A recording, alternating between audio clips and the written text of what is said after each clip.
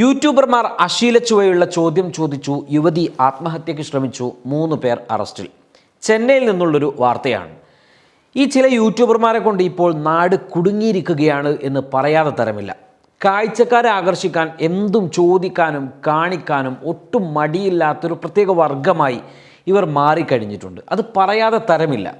കഴിഞ്ഞ ദിവസം ഒരു യൂട്യൂബർ തൻ്റെ കാറിൽ ടാർപോളിൻ ഷീറ്റ് വെച്ച് അതിൽ വെള്ളം നിറച്ച് കാറിലൊരു സ്വിമ്മിംഗ് പൂൾ ഉണ്ടാക്കി യാത്ര ചെയ്തു. MVD അദ്ദേഹത്തിൻ്റെ ലൈസൻസ് കട്ട് ചെയ്തു. ഈ വാർത്ത നമ്മൾ കേട്ടതാണ്.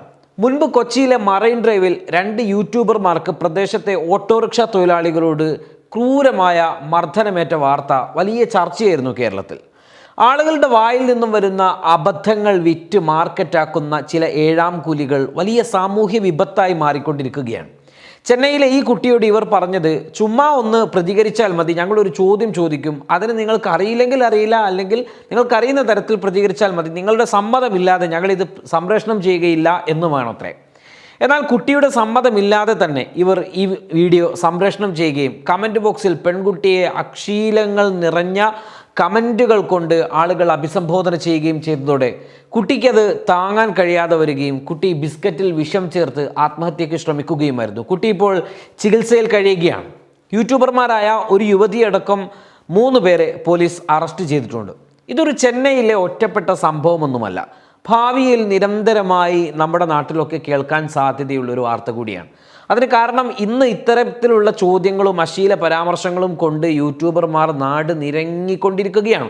അവർക്ക് സമയം പ്രശ്നമല്ല, കാലം പ്രശ്നമല്ല, ആളുകൾ പ്രശ്നമല്ല, കുടുംബ പശ്ചാത്തലം പ്രശ്നമല്ല, കുടുംബമാണോ ഒരു പിതാവും മകളുമാണോ ഒപ്പം നടക്കുന്നത് എന്നത് അവർക്കൊരു വിഷയമേ അല്ല, ഉമ്മയും മകളുമാണോ നടക്കുന്നത് എന്നത് അവർക്കൊരു വിഷയമല്ല, അധ്യാപകരും കുട്ടികളുമാണോ എന്നത് അവർക്കൊരു വിഷയമേ അല്ല, അവർക്ക് സാഹചര്യങ്ങളൊന്നും പ്രശ്നമല്ല. അവർക്ക് അവരുടെ കേവലം സെൻസിൽ, ഒരു കോമൺ സെൻസ് എന്ന് പറയുന്നൊരു സാധനം നമ്മുടെയൊക്കെ ഹൃദയത്തിൽ ഉണ്ടാകണം, അല്ലെങ്കിൽ നമ്മുടെയൊക്കെ തലച്ചോറിൽ ഉണ്ടാകണം. ആരോട് എന്ത് ചോദിക്കണം, എവിടെ എങ്ങനെ പെരുമാറണം, ഇതൊരു വ്യക്തിത്വത്തിൻ്റെ ഒരു ഭാഗമാണ്.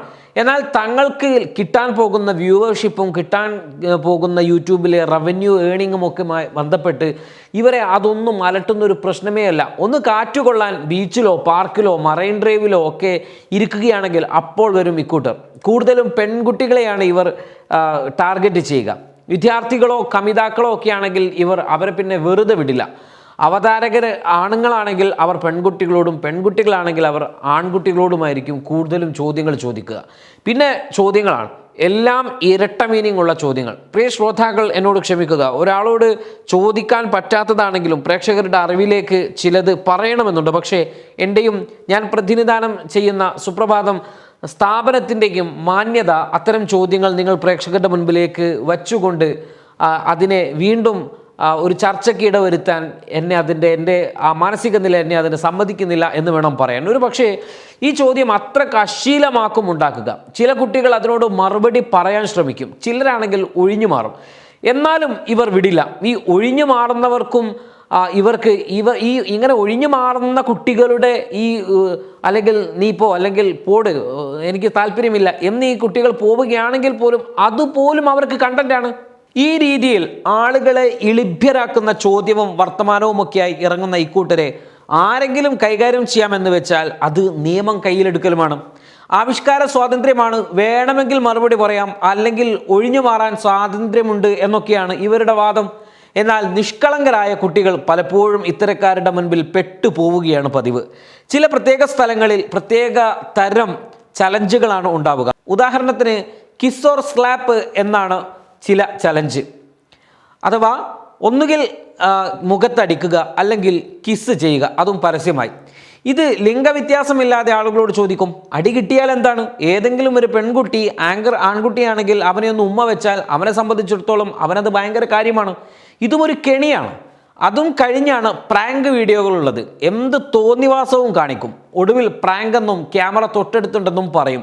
ചിലപ്പോൾ വെള്ളം നിറച്ച ബലൂണുകൾ ദേഹത്തേക്കെറിയും, ബക്കറ്റുകൾ കൊണ്ട് തലമൂടും, വാട്ടർ ബോട്ടിലുകളിൽ വെള്ളം കൊണ്ടുവന്ന് ദേഹത്തൊഴിക്കും. ഇങ്ങനെ നിരവധിയായ പ്രാങ്കുകൾ കൊണ്ട് മനുഷ്യൻ്റെ സ്വസ്ഥവും സമാധാനവും ഇവർ തകർക്കും. ഒരാൾ ഒറ്റയ്ക്കൊക്കെ ഒരു ബീച്ചിൽ അല്ലെങ്കിൽ പാർക്കിൽ, അതുമല്ലെങ്കിൽ പൊതുനിരത്തിലൊക്കെ എത്തുന്നത് അവനവൻ്റെ സാഹചര്യവും സമയവും നോക്കിയൊക്കെയാണ്.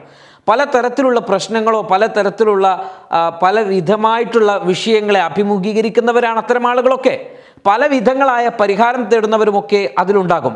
അവരുടെ ചിന്തകളെ കീറി മുറിച്ച് അവരുടെ സ്വാസ്ഥ്യം തകർക്കുന്ന ഈ പ്രാങ്കർമാർ ഇപ്പോൾ അധികരിച്ചു കൊണ്ടിരിക്കുകയാണ്. കുട്ടികളുടെ തമാശ എന്നതിനപ്പുറം സാമൂഹ്യ വിപത്തായി ഇവർ മാറിക്കൊണ്ടിരിക്കുകയാണ്. യൂട്യൂബിൽ നിന്നുള്ള വരുമാനവും എന്ത് കോപ്രായവും കാണിച്ചാൽ കാണാൻ ആളുണ്ടെങ്കിൽ സെലിബ്രിറ്റി പരിവേഷവുമൊക്കെയാണ് ഇവർ ആഗ്രഹിക്കുന്നത്. പക്ഷേ ഓരോരുത്തരുടെയും സ്വകാര്യത എന്ന ഒന്നുണ്ട്. അത് മാനിച്ചില്ലെങ്കിൽ വലിയ വില തന്നെ നൽകേണ്ടി വരും എന്നതിൻ്റെ ഉദാഹരണമാണ് ചെന്നൈയിലെ ആ പെൺകുട്ടി ആത്മഹത്യയ്ക്ക് ശ്രമിച്ച ആ ഒരു സംഭവം. ഓരോ യൂട്യൂബർമാരും കാണിക്കുന്ന നിയമവിരുദ്ധ സാമൂഹ്യ വിരുദ്ധ പ്രവർത്തനങ്ങൾ കൊണ്ട് എന്ത് കാര്യമെന്നല്ലേ? അത്തരക്കാർ ഉണ്ടാക്കുന്ന പ്രശ്നങ്ങൾ സമൂഹത്തിൽ വലിയ തോതിൽ സ്വാധീനിക്കപ്പെടുമെന്നതിൻ്റെ ഉദാഹരണമാണ് തൊപ്പി എന്ന് ഈ അടുത്ത കാലത്ത് നമ്മളൊക്കെ കേട്ട് പരിചരിച്ച ഒരു യൂട്യൂബർ. അത് തന്നെയാണ് ഏറ്റവും വലിയ പ്രശ്നവും. തൊപ്പി എന്ന പേരിൽ അറിയപ്പെടുന്ന ഈ മാന്യദേഹം വളാഞ്ചേരിയിലെ ഒരു കട ഉദ്ഘാടനത്തിന് വന്ന ശേഷം ഒരു പാട്ടുപാടി, തികച്ചും അശ്ലീലം നിറഞ്ഞ വരികൾ. ആ യൂട്യൂബറുടെ പ്രേക്ഷകരൊക്കെ കൊച്ചുകുട്ടികളാണ്. കൊച്ചുകുട്ടികളെന്ന് പറയുമ്പോൾ 10ാം ക്ലാസ്സിന് താഴെ മാത്രം പഠിക്കുന്ന കുട്ടികൾ. ഈ കുട്ടികൾക്ക് റോൾ മോഡലായി ഇയാൾ മാറുകയാണ്. കുട്ടികൾ അയാളെ അനുകരിക്കാൻ ശ്രമിക്കുകയാണ്. ഇതുതന്നെയാണ് അപകടം. എന്നാൽ നല്ല നല്ല ഇൻഫർമേറ്റീവായ പഠനാർഹമായ സമൂഹത്തിന് ഉപകാരമുള്ള പലതരത്തിലുള്ള വീഡിയോകൾ അവതരിപ്പിക്കുന്ന യൂട്യൂബർമാരും സമൂഹത്തിലുണ്ട്. അത്തരക്കാരെ തിരഞ്ഞെടുക്കുന്നതിന് പകരം ഇത്തരം നെഗറ്റീവ് അശ്ലീലക്കാർ നിറഞ്ഞാടുന്നത് അപകടം തന്നെയാണ്. അത് സമൂഹത്തിൽ സ്വാധീനിക്കപ്പെടും എന്നതും ഒരു വസ്തുതയാണ്. ഇവിടെ കോമൺ സെൻസോടുകൂടി കാര്യങ്ങളെ കാണാൻ ഇത്തരക്കാർ തയ്യാറാവണം എന്നുള്ളതാണ് ഈ വീഡിയോയുമായി ബന്ധപ്പെട്ട് മുന്നോട്ട് വെക്കുവാനുള്ളത്. waytonikah.com, the exclusive Muslim matrimonial site.